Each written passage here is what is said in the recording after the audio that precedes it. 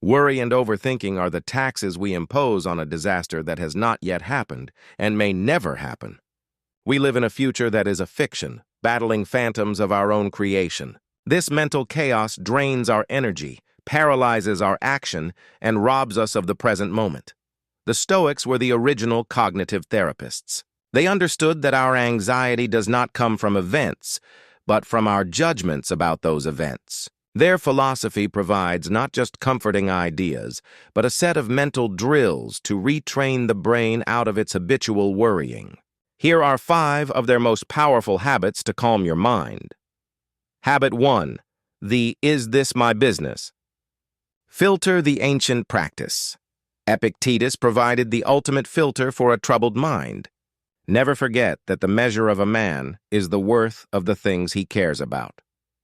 He instructed his students to constantly differentiate between what is up to us, our judgments, impulses, and desires, and what is not up to us, our body, property, reputation, and command. The modern application. Whenever you catch yourself worrying or overthinking, pause and ask this stark question. Is this my business? Your business. Your own judgments, your values, your actions, your character, not your business, other people's opinions, the outcome of a project, future events, past mistakes. If the subject of your worry falls outside the realm of your business, you have identified a mental trespasser. Your job is to gently but firmly escort it out of your mind. How it calms your mind. This habit acts as a mental bouncer. It stops the endless stream of unproductive what-ifs at the door. By consistently refusing to host thoughts about things you cannot control, you conserve immense mental energy. The mind, no longer tasked with solving unsolvable problems, begins to quiet down. You move from a state of helpless worrying to a state of focused, purposeful action on the things you can influence. Habit 2. The worst-case scenario, drill, the ancient practice.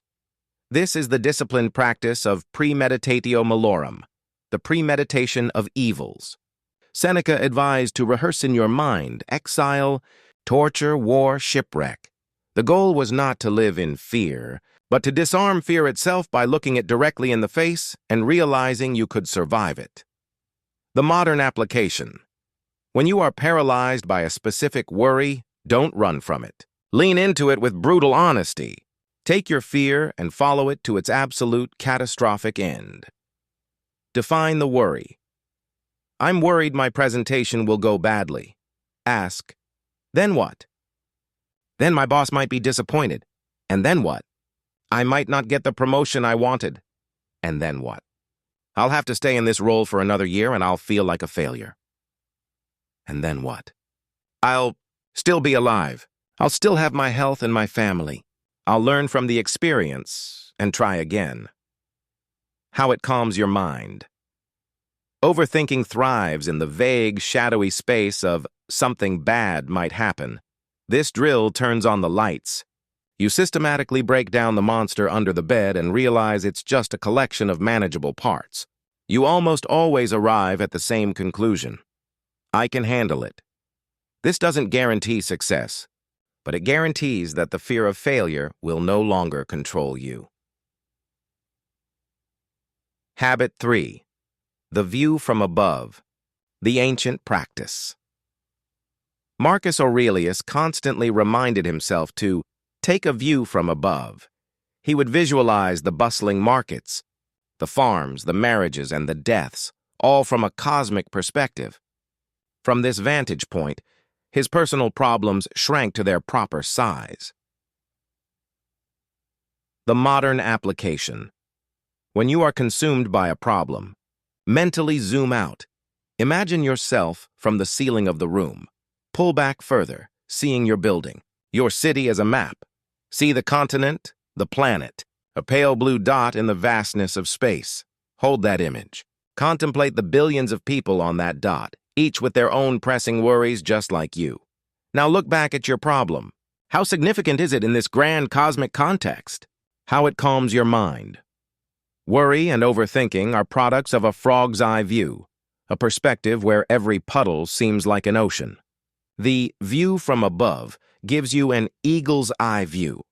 It introduces cosmic humility, instantly relativizing your anxieties. The project deadline, the critical comment, the social slight, they haven't disappeared, but they have lost their terrifying scale. This creates instant mental space and a profound sense of calm. Habit 4. Confine your attention to the present task. Ancient practice. Don't let your imagination be crushed by life as a whole. Marcus Aurelius wrote, "Stick with the situation at hand." The Stoics believed that the present moment is the only thing we truly possess, and that suffering arises when we drag the past or future into it. The modern application. Overthinking is the mind's refusal to inhabit the present. It is either time traveling into a regretted past or an anxious future. The antidote is to tether your mind to a single, present moment physical task. When worry strikes, pull your focus to your breath. Feel the air moving in and out. Focus entirely on washing one dish. Feel the temperature of the water, the texture of the plate.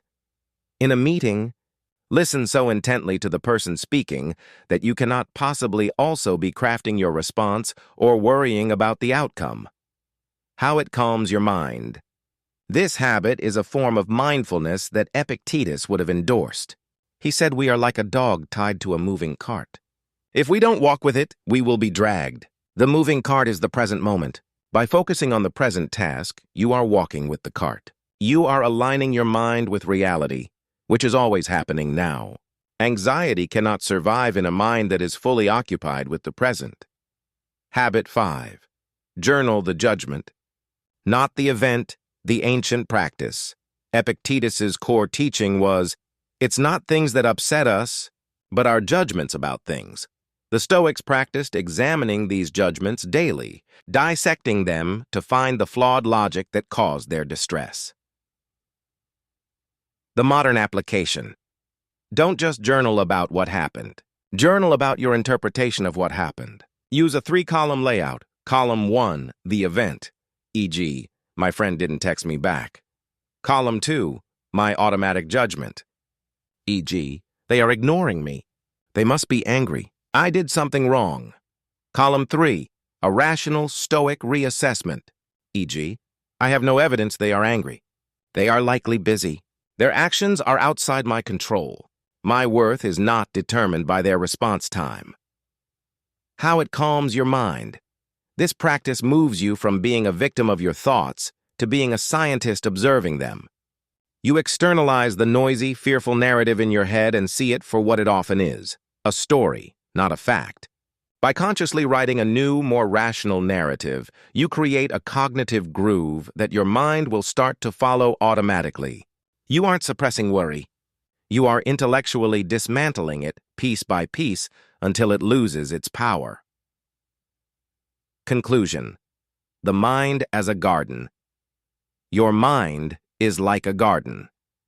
Worry and overthinking are invasive weeds that, left unchecked, will choke out all peace and productivity.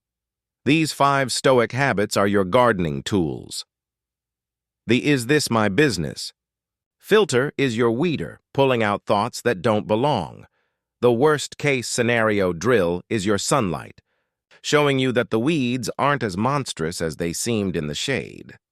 The view from above is your perspective, reminding you that your garden is just one of many in a vast landscape. Focusing on the present task is your trowel, keeping you focused on planting the next seed instead of worrying about the harvest. Journaling the judgment is your soil analysis, helping you understand why the weeds grow so you can create an environment where they cannot thrive. Practice them daily. Tend to your mind with the same care you would a precious garden. In doing so, you will cultivate a deep, unshakable calm that no storm can disrupt.